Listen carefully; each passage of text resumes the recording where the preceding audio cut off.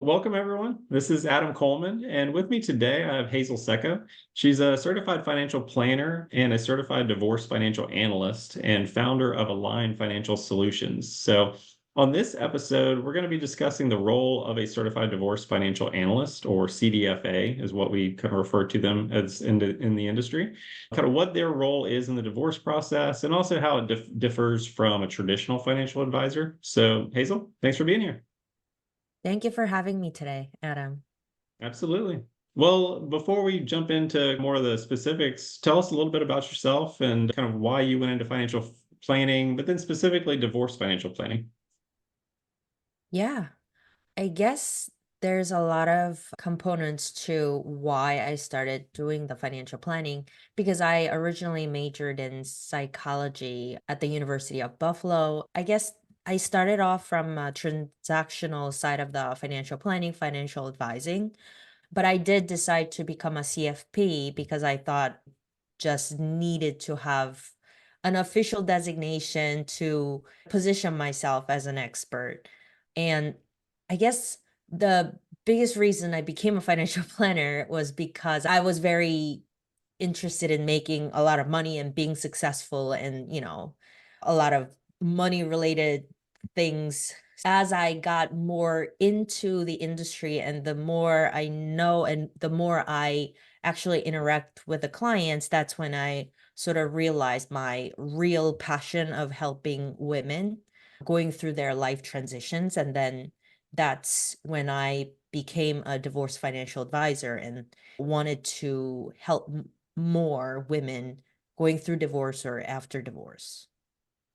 Just to let everybody know, when did you become a CDFA? Like, what's the timeline of all this? So I got a CFP designation in 2016 and CDFA designation in 2019.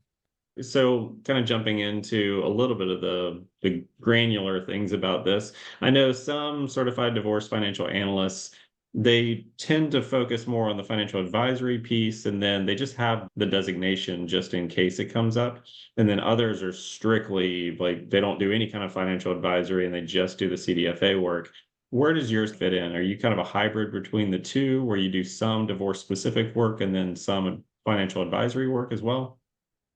Yeah, so I do comprehensive financial planning after divorce, but I also do the CDFA work during the process because I feel like that's when a lot of things make a big difference. Actually, one of the reason I got into the CDFA world was a lot of women, they came to me after divorce was finalized. Of course, it's not easy to fix anymore because everything was settled and it would be a lot more difficult and expensive to go back to the attorney and the court. So people said, whatever, let's figure out from now.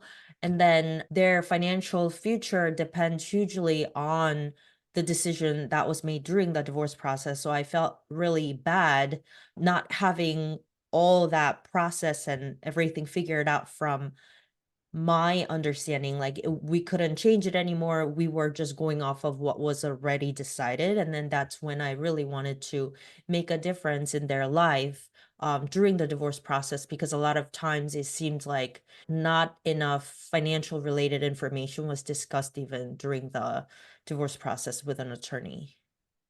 So, do you do some of the divorce planning work for non-traditional financial planning clients, or do you typically run into this with your existing clientele if they happen to be going through a divorce? So I started off from my existing clients going through divorce, but now I do the non-traditional financial planning clients who's approaching me for the divorce process. I can help both of them. Gotcha.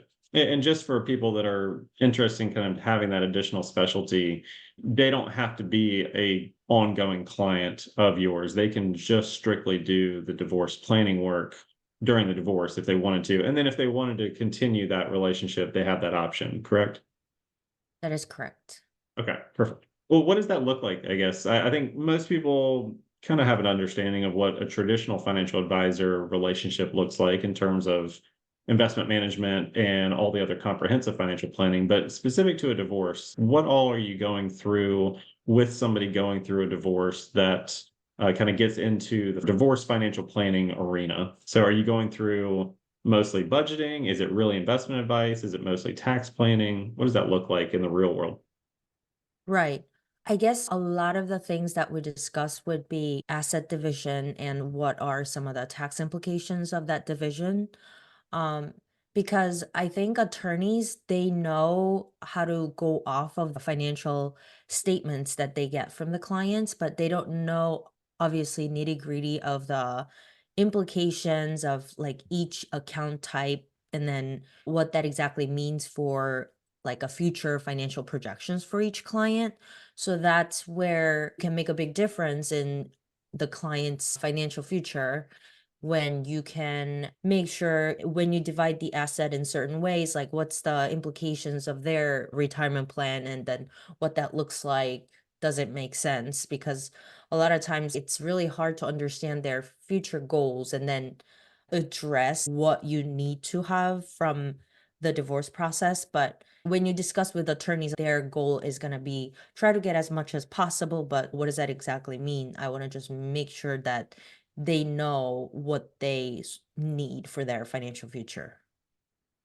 Does that analysis, I guess, help in any way during negotiations when it comes to alimony? Usually, child support is fairly well structured per the state in terms of how much you get based on the age or the number of children. But do you find that you're able to have a little bit more of an impact on the alimony or spousal support once you do your analysis, or is that pretty well set in stone too?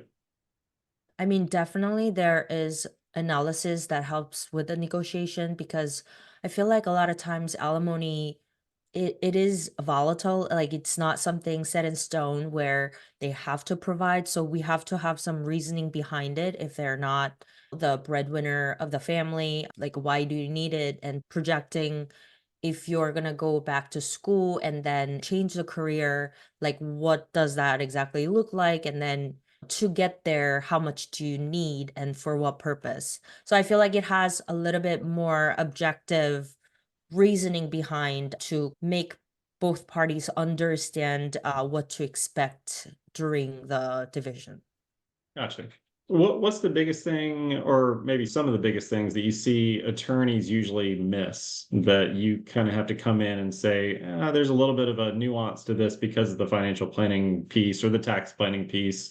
Are there certain things that you've seen in the past that the attorneys just kind of tend to not think about? Yeah, I think it really depends on each attorney because I feel like some attorneys don't really look into any of the financial aspect.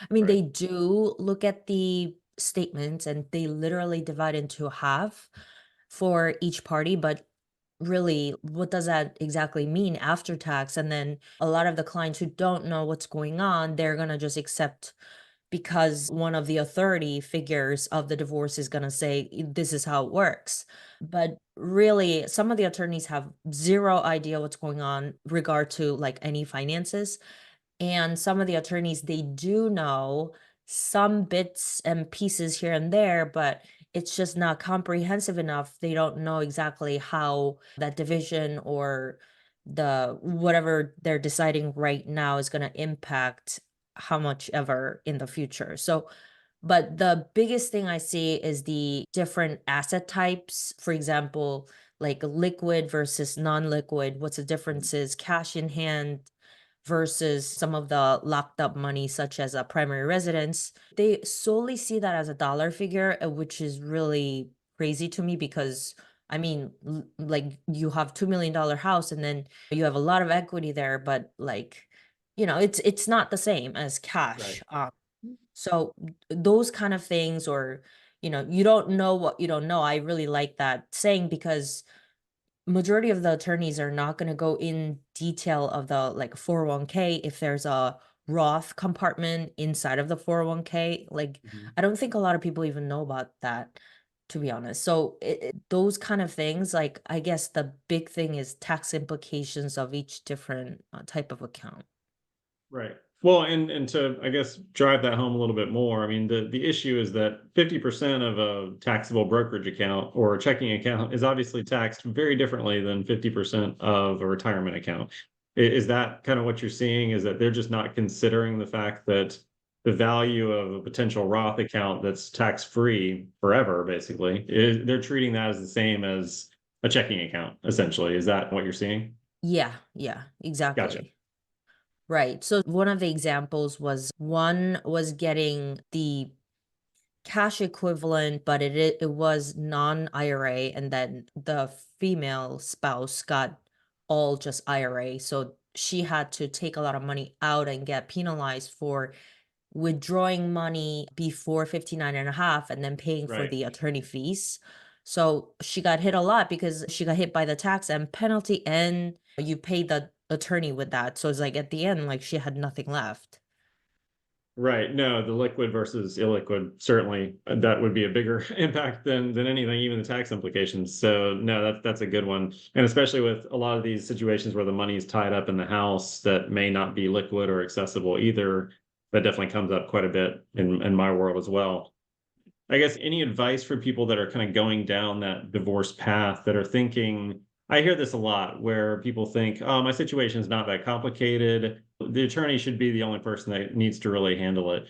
What are the type of complications or what do you think usually pops up to where people really do need to get a CDFA like yourself or somebody that's in that arena involved in the divorce process?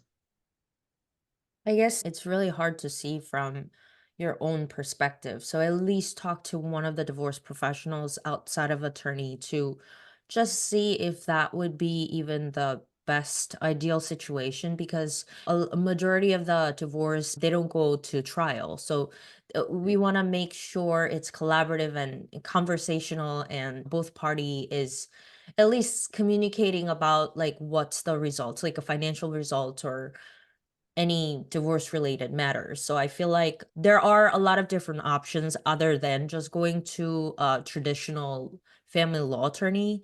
So talk to a divorce professional outside of the attorney to make sure that you're on the right path. No, I think that's great advice. I see it on my side too, because I'll sometimes be one of the first people to kind of get involved, and they don't even think about the fact that they need to have like a financial expert.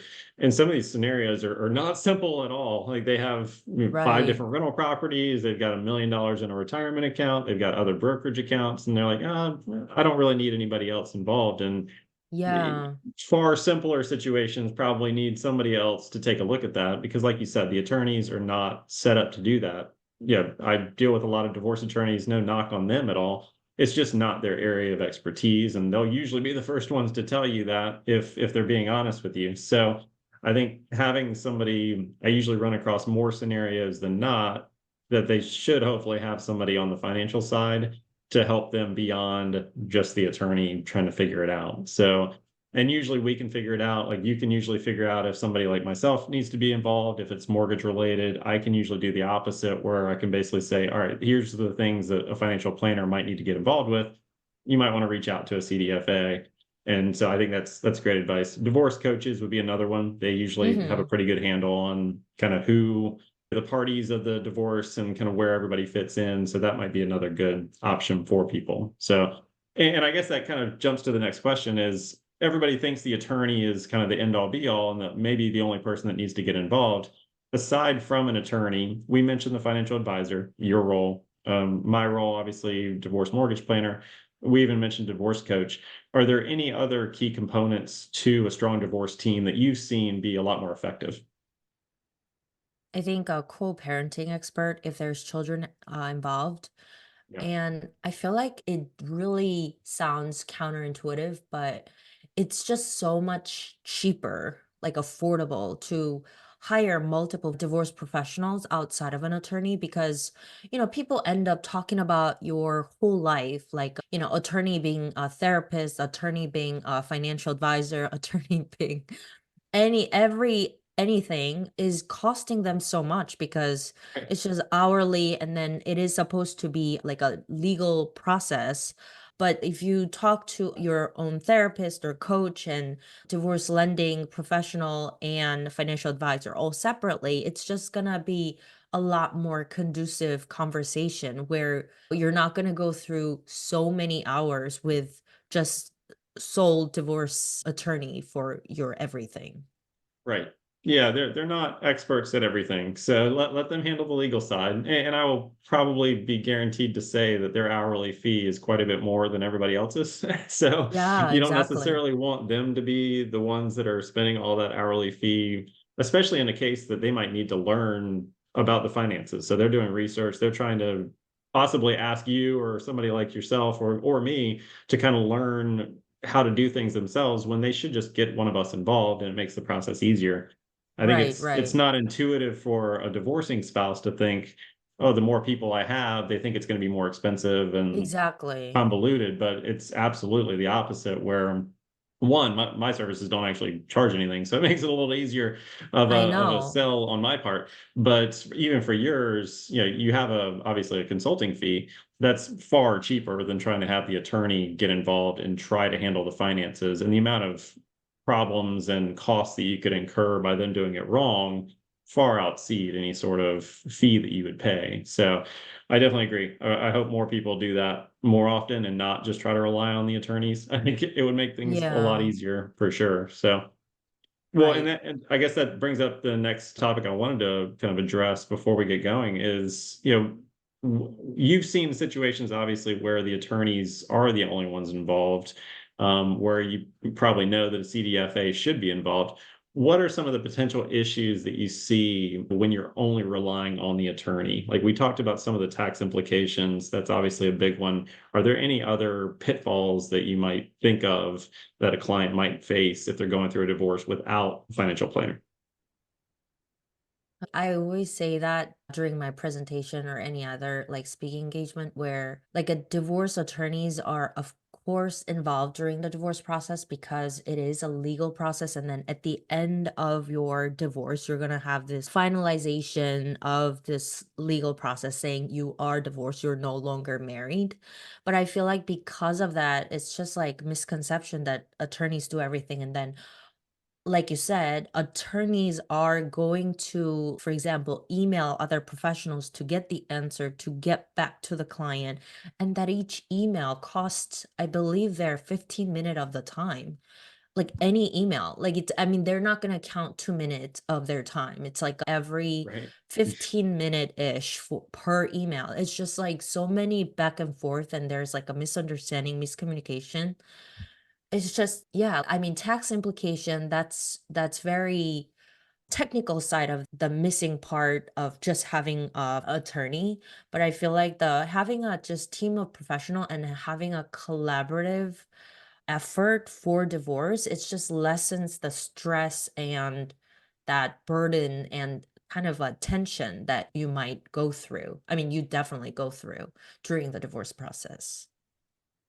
Any other, I guess, high level advice? Like, what do you think the first step for somebody that's contemplating divorce? What do you think the first step should probably be for somebody? I mean, this is a little biased because I always say talk to a CDFA, talk to a certified divorce financial analyst, because once you start figuring out and then you are in the process of divorce, things might be missing and things are getting hidden and assets are missing, it's going away, it's getting spent. So I just feel like CDFA is the more of a comprehensive person who's like looking into transactions, because a lot of people also confuse with the forensic accountant, but they're more of a Mm, tracing transactions in the past and investigative effort in right. that financial transactions. But I feel as a CDFA, I really think that collaborative effort within the spouses works so much better than just going back and forth. I mean, not everybody tries to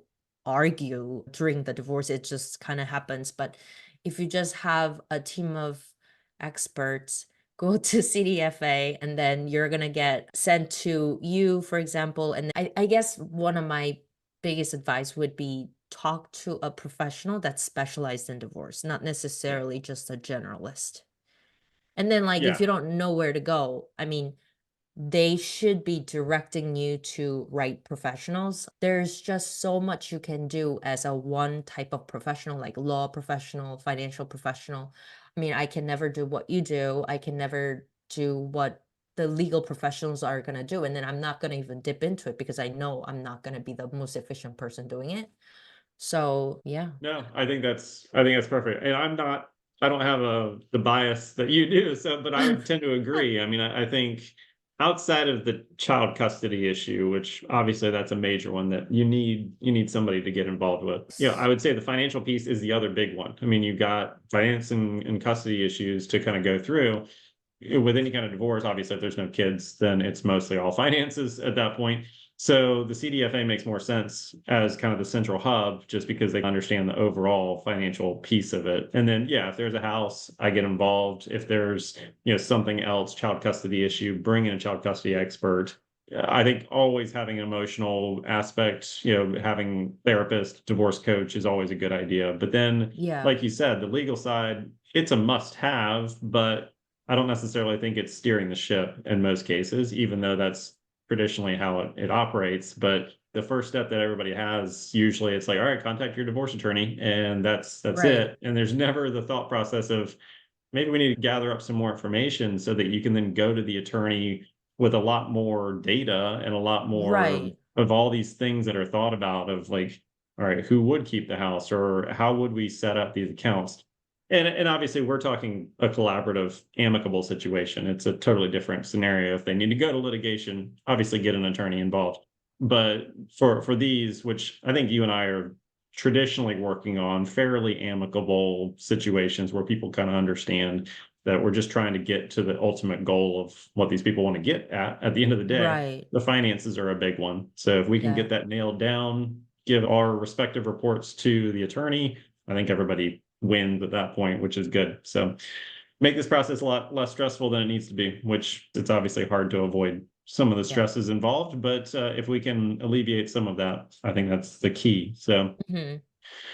well, this has been perfect. I appreciate you taking the time. If anybody would like to learn more about you, both financial planning services and the divorce services, what's the best place to track you down? Email me at hazel@alignfinancialsolutions.com, or I always hang around on LinkedIn, so you can find me at Hazel Secco. Perfect. Well, I appreciate you taking the time, Hazel. It's always a pleasure.